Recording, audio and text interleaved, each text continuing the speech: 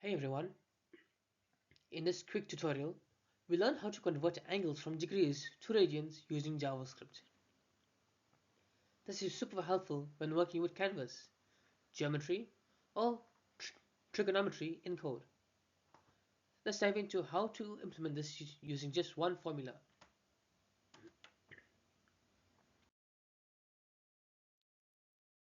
The goal here is to convert an angle measured in degrees to its radian equivalent. The standard formula multiplies the degree value by pi divided by 180. It's a straightforward math formula that you can easily translate into code. Let's write that logic into a function now.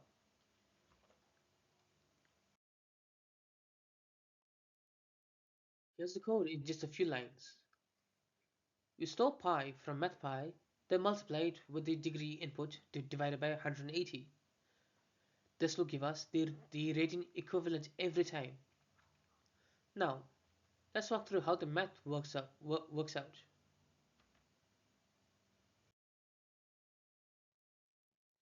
Here's the step-by-step process. You multiply the input degree by pi over 180, which is the universal conversion ratio. This gives us a precise radian output, perfect for trig functions. Let's check if it works correctly with some real examples.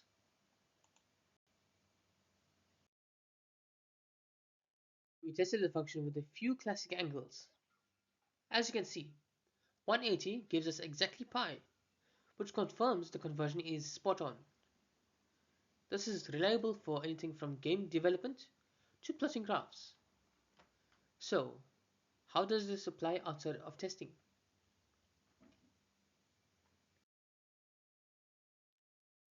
Radians are the go-to format for many graphics and physics engines. You'll need them when calculating arcs, rotation, or trigonometric paths.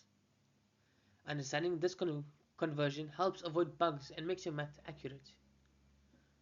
Now, let's wrap up with a quick recap.